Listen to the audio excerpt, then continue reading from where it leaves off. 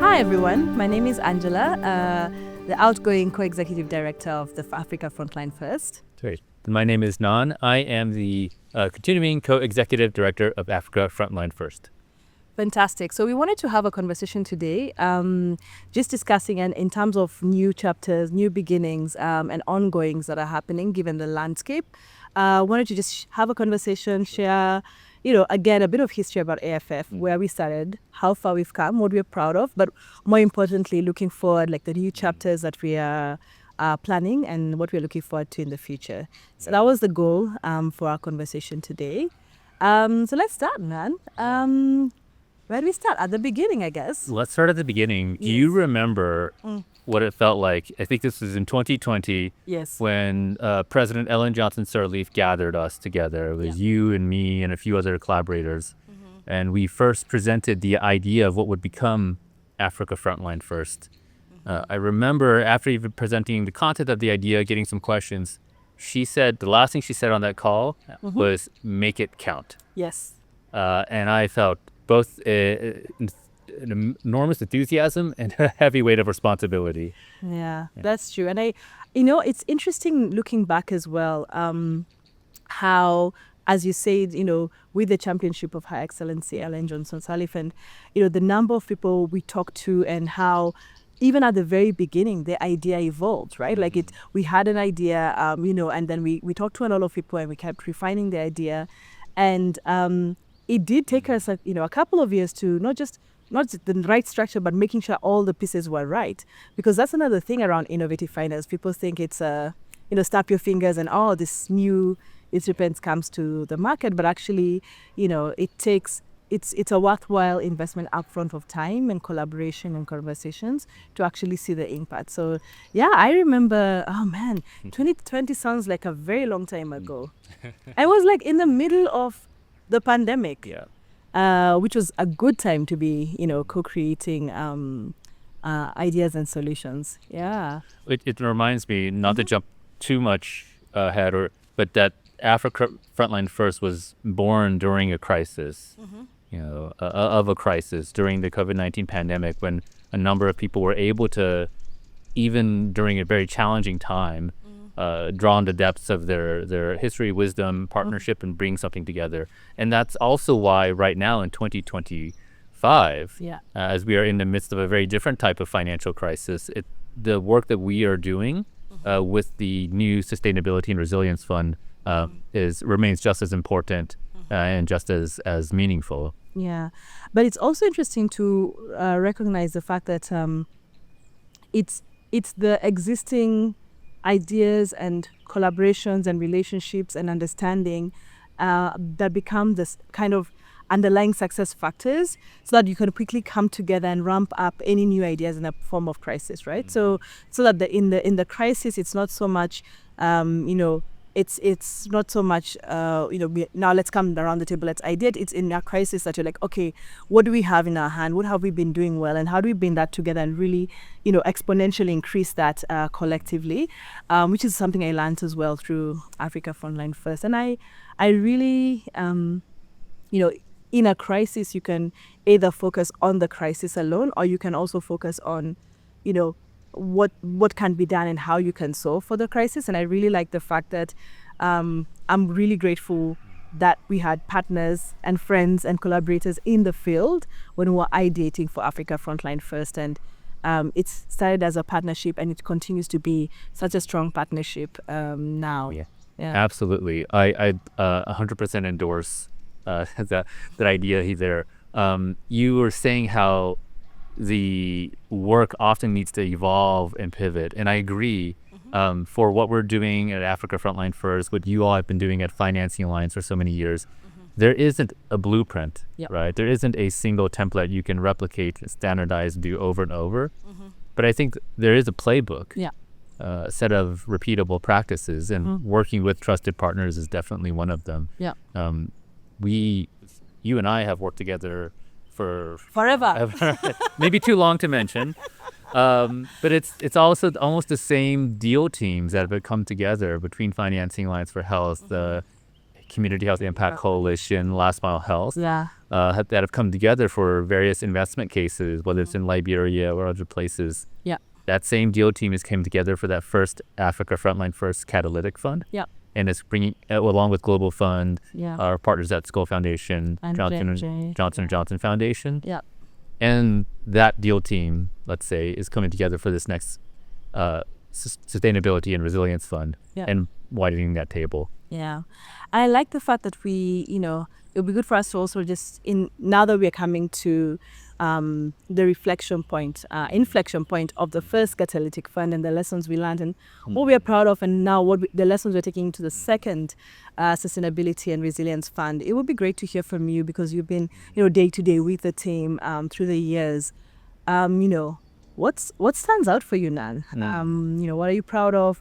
What do you think that we did incredibly well? What are those areas that we now need to really double down on as we think about the Sustainability and Resilience Fund? Yeah, I think there's so much to be proud of that the team and all of the folks who have been supporting Africa Frontline First can be proud of.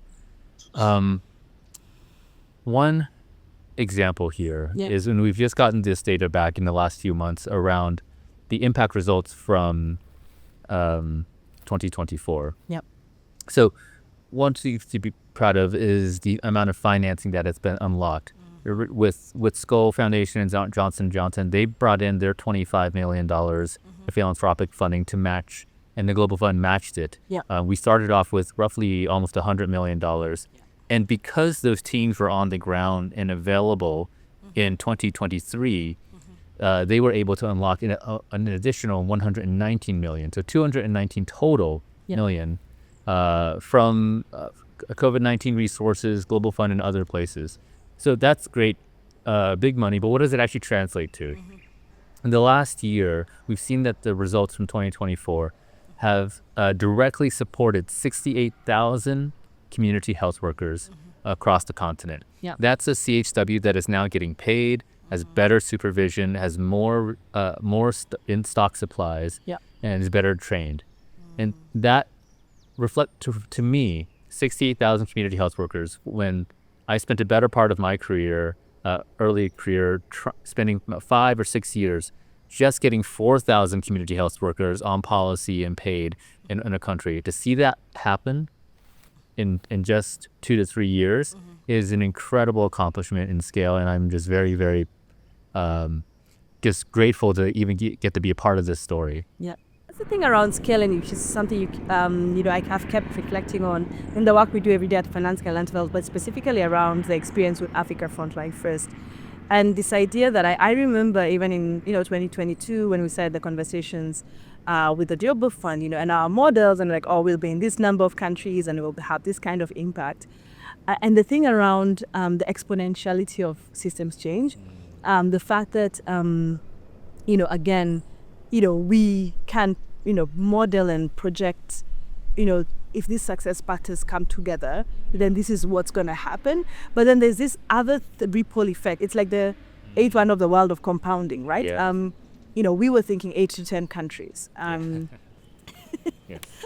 I laugh because you laugh because I laugh. But it's 17 countries under AFF, Africa Frontline First, and then of course we have a few more countries that are being the same design, the same catalytic fund is happening through other partner organizations. It's the fact that we thought, okay, maybe we'll be able to touch 100 million lives, and then now you do the analysis, it's like 3-4x that on the continent.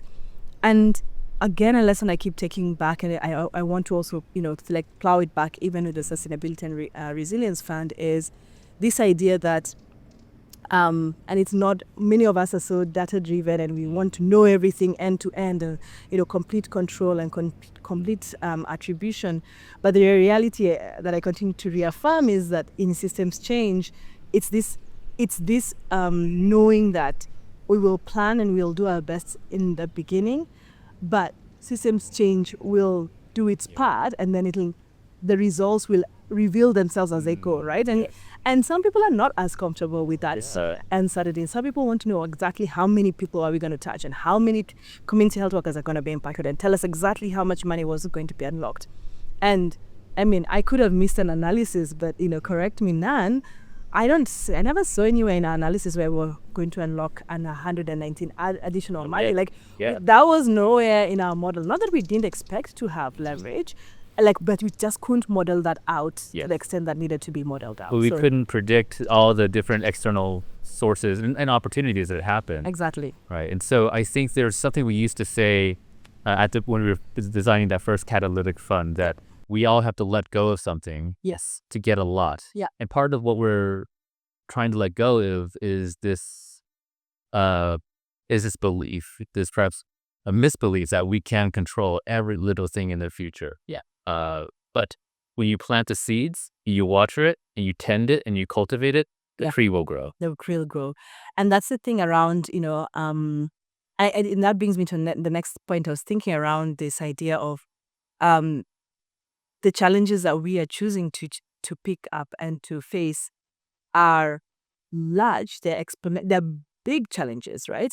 And so this idea that you can't actually face these challenges alone, and we need to come together. And the thing around the partnership is understanding what each partner's comparative advantage is, and how do we actually, play to those strengths, and how do we recognize those strengths in each other and allow people to bring those strengths together. So I do also feel like a huge success factor was just the kind of people we had around the table, the partner organizations, the people who came with their financial resources, the people who are alongside the designing, and also our implementing partners in country, who, once to your point, were able to get the money and deploy that money, then you're able to follow the money to the health impact we're looking towards. So that's really exciting.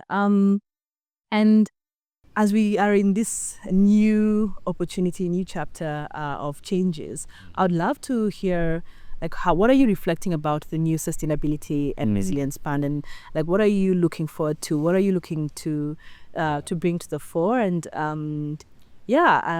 that's something I'm curious about. I'd love to hear the same from you too. Yeah. One reflection here is just as you said, there's so much of this work that this systems change or ecosystem work that is about finding the right partners. Yeah. And over these last 6 months, so we've had the partners in a strong partnership with the first Africa Frontline First Catalytic Fund. Yeah. And over these last 6 months, as we've been reeling and despairing over the aid crisis in this world, I keep hearing people say we need to do more with less. Yep. And what I think we're really saying is that we need to do more together. Yep. Right? To find the right partners, build the right trust. And I think as it relates to the follow-on fund, this Sustainability and Resilience Fund, a few things I'm really excited about. Yeah. One, there has been never a better time to talk about sustainability than it is now. Yep. Unfortunately, the very minor silver lining of this crisis is that we are and the ministries of health and finance that I'm sure you speak to too, they're willing to take on something new and take on something different. So with the Sustainability and Resilience Fund, we'll have two cohorts of countries. One country will be related to sustainability, where the work will be to optimize their community health workforce systems and integrate them more into the national public health system. Yep. Optimization means increasing the quality of performance while driving down the price point of community health programs to a point where governments can incrementally adopt this. Yeah. It's not going to be an easy path, but this has never been a better time to really make the challenging decisions together on sustainability. Yeah. And then the second component is the resiliency part of it. There are so many countries we've seen in these last few years that have made real and meaningful commitments to strengthening their community health programs. Yeah. And we don't want to see them backsliding or collapsing just because of an external aid shock. Yeah. So with some funding, bridge funding, we can keep those essential services and the essential health workforce online. So I'm really excited to see both what we can accomplish in the next few years, but also the new ideas and the new partnerships of trust we can build. Yeah. And I'm also looking forward to, first of all, just the lessons that we've learned, like having those lessons from the first Catalytic Fund and codifying those lessons in a way that we and so many people in the ecosystem can learn from, and the success stories and the learnings, and I like the I don't know, it's a poem. It is a poem. The man in the ring, the woman and other gender in the arena. Gonna put Theodore Roosevelt. You know, like I love it. I love it, and the reason I love it is because it's again I reflect back to 2020 and what the idea we had of Africa Frontline first, and now we have the privilege of being at 2025 and looking back and being like, oh, for some things we were right on the money, but from other things we were, like this was the idea, and we ended up in a much better place than we could have imagined. And so as I think through the Sustainability and Resilience Fund, absolutely right. What you're saying is that we were in the arena in the first Catalytic Fund, and we learned a lot, and we were through our government partners, through our implementing partners, through collaboration, being able to put the foundations right in so many countries. And, so many countries even, leaped ahead, as sometimes they do. And the opportunity now is thinking about exactly what you're saying, sustainability. And I love the fact that, we define sustainability in so many facets. It's first the political sustainability, and that's ensuring that, if something is codified in policy, it's codified in the country, not just policy but financial frameworks like that will continue in the long term, even beyond our interventions. The idea that how we ensuring implementation sustainability. So to this point around the funding gap and the landscape, this idea that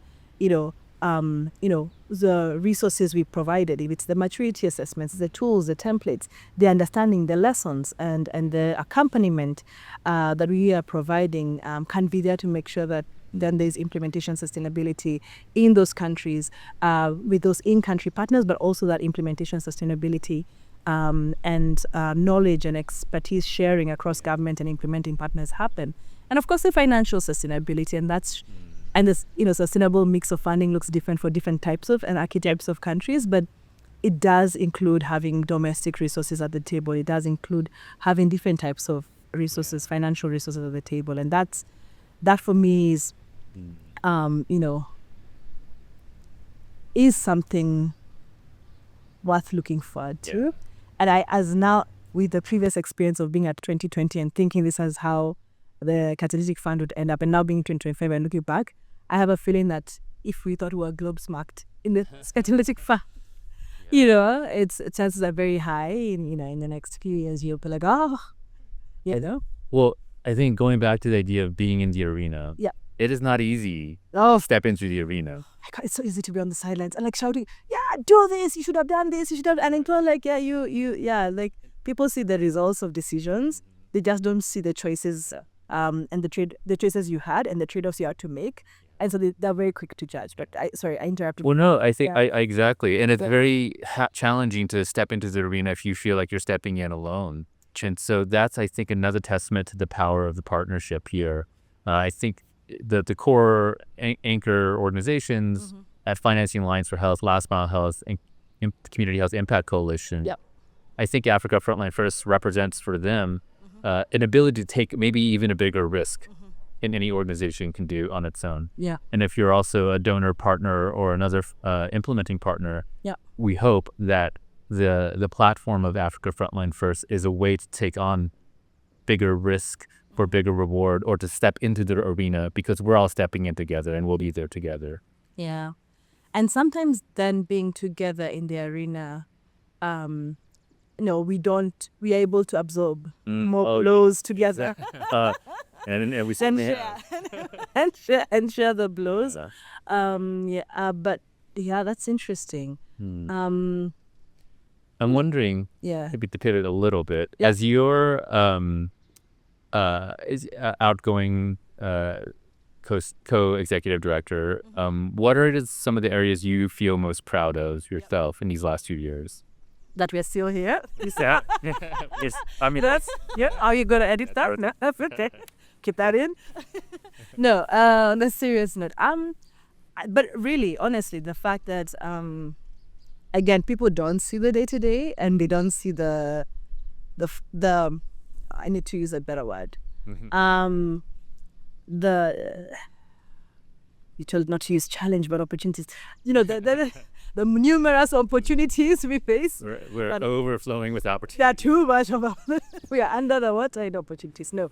that despite that, and just like the journey from 2020 and what it has taken to get here, I am so incredibly proud of you leading the team every day. No, I was told that the what is it? Yes. It was this that our organization is, I don't know how many, like 40% youth. So I was told this is out. That's out. It is out. Oh. And now it's oh God, I can't remember. It's like, What about this? Is this still? oh my Is that a thing? You're out. No, it's like from the 90s. Like you're like ancestors. No, but I mean, and just the team, the adaptability of the team and of the partners. Again, there's so much we signed up for, and there's so much we didn't sign up for. But we stuck through it. We grew through it. We learned through it, and I'm very proud of the fact that it was the very fast-paced train that we knew the destination. Like we were quite stubborn on vision, but like it took all manner of routes that we had not planned for, and we got there. And so I'm really, really proud of that, and I am so proud of the risks that we individually took, and as organizations, as funding partners, as collaborators. And I'm proud that we still can talk to each other. We're still having conversations. We can laugh. Like we've really gone through a lot, but we came out. We went in together, and we've come out all together, which is important in that partnership. So that's what I'm proud of. I'm proud of the fact that, we were able to demonstrate to some extent, not perfectly, but to some extent, this idea of what does it look like, one plan, one budget, one M&A. It's about aligning to the government's priorities, and like all the investments coming in, we need to make sure that the government is the center in terms of, guiding on how we invest. And then, beginning to be that nucleus of where some others can kind of come together. I'm proud of the level of rigor and analysis, technical rigor and analysis we brought to some of these conversations.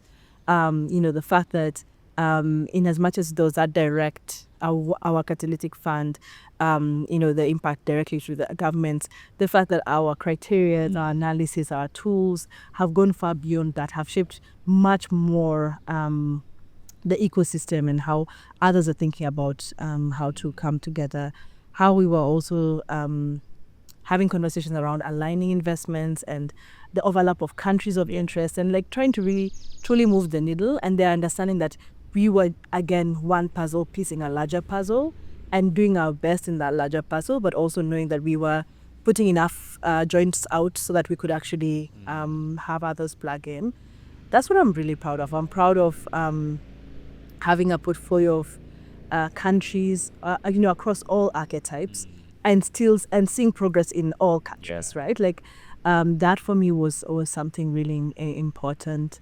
I'm proud that we also, leveraged existing channels, with the Global Fund, and then being able to tap into that decision-making application process, country leadership with the CCMs, just really being able to tap into other mechanisms that would make the process go deeper.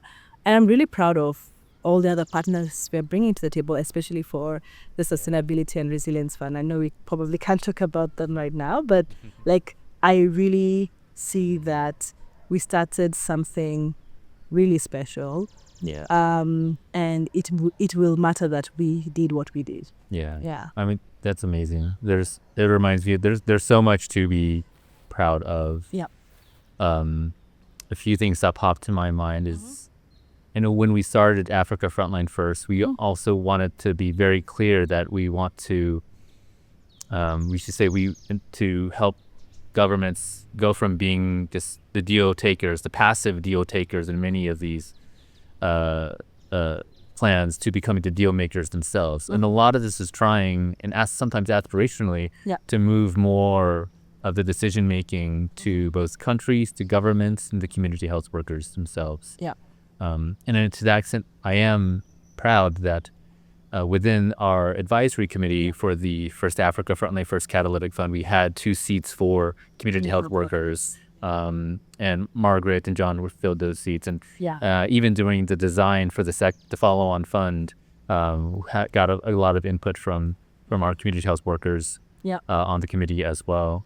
I'm proud of our work with the Africa CDC and more regional institutions, where, again, we're trying to make sure that those regional voices and the really huge mandate that the CDC has to provide guidance on community health workforce is well represented in even the way the financing flows. We've had some really great wins to, I would say, early wins on government commitments and domestic resourcing. In Guinea, I think there's a pilot of 10 municipalities that are bringing community health workforce onto their budget. In Zimbabwe, I just saw last week that there's a commitment from the Ministry of Health to try to absorb 22,000 community health workers onto their budgets. And so these are small wins and sometimes quite big ones with partners like Integrated Health in Guinea or Chai in Zimbabwe.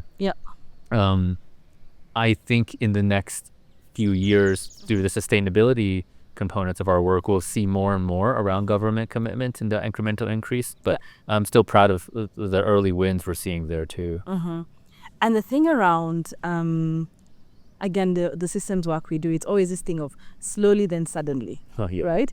And it's like, even with the amazing work that Community Health Impact Coalition and its members do, is the push on policies has been there for so long, and it had been a going on fight, and the strength of that advocacy was fantastic.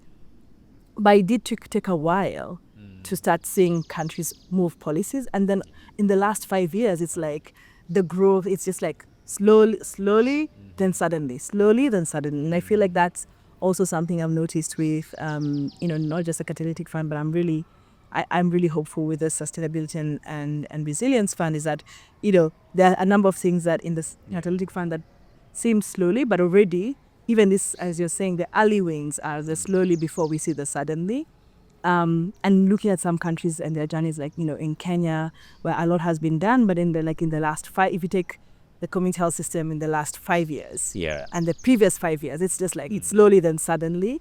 But the suddenly can only come because of the slowly that has been there and the plodding that has happened in the years previously.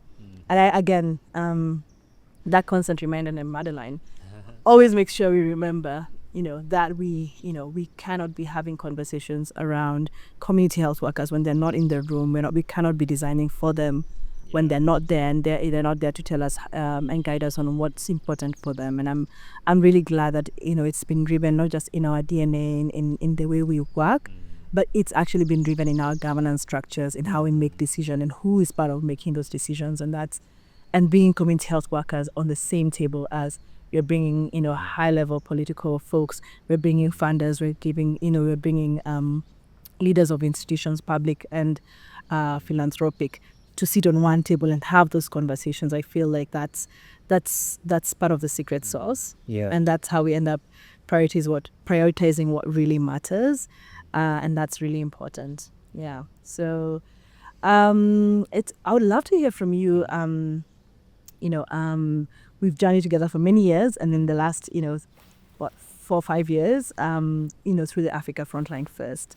With the transition, obviously the Financing Alliance for Health will continue having a strong oversight and strategic role within Africa Frontline First, and the collaboration. But despite the leadership transition or one leader leaving, we stay on mission. We stay focused on the goals, and I'd love to hear from you in terms of how we build of mission to say. That's a really great question. So I think first I'll note that with your transition, we're incredibly grateful for everything that you have contributed and all the things that you probably didn't even think you'd have to do for Africa Frontline First. And looking forward to meeting you further along the road, and you can see where we've come. That'll be awesome. In terms of continuity, I will remain at the leadership helm for Africa Frontline First. None of that is changing. Yeah. Whenever we think of when we're buffeted by changes, whether external or our own, I think it's helpful to remember what's not changing. Yeah. So she said, one, our big strategy for Africa Frontline First, that's not changing at all. We are still aiming to make financing both more abundant and more effective for community health workforce. Yeah.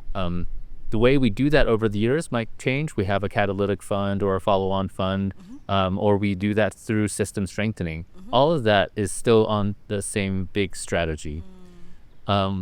Strategy is not changing. The mission is not changing. Yeah. The partnership itself is not changing. Financing Lines for Health, Last Mile Health, the Community Health Impact Coalition, that is still as strong as ever, and that joint venture that we have will continue over the next coming cycle. Yeah. What also doesn't change is our values. Yep. And that's not just you or me. That's the entire team. We are a group in a initiative that's incredibly curious about the future. We ask the big questions. We have the debates in-house, and then we try not to let too much out. But the debate... Happy family to the public. Yes, exactly. But it's a great productive conflict inside to make for a better organization and better ideas. Yeah. The values of just working very, very closely with communities themselves, community health workers and the governments. And so driving financing behind a government agenda, and the values of partnership that we've talked about earlier today. So those values remain in any instrument, vehicle, project, or initiative that we're working in. And the team, we've grown from a team that's maybe 2 or 3 people to now in the last year, nearly 25 full-time members, seconded from the organizations to Africa Frontline First. So there's continuity in the human capital that we've built. So we're really looking forward to the future there. Yeah, awesome. Well, that's all, folks, that we had for today, and really looking forward to sharing more with you, learning more from you. This is an exciting journey that we started that is going to continue, and we're really excited about this new chapter, not just in the leadership, but also the new chapter in terms of the new phase of the Africa Frontline Fast Sustainability and Resilience Fund. So stay tuned for more impact, more learning, more lessons, and hopefully more laughter in the next few years to come.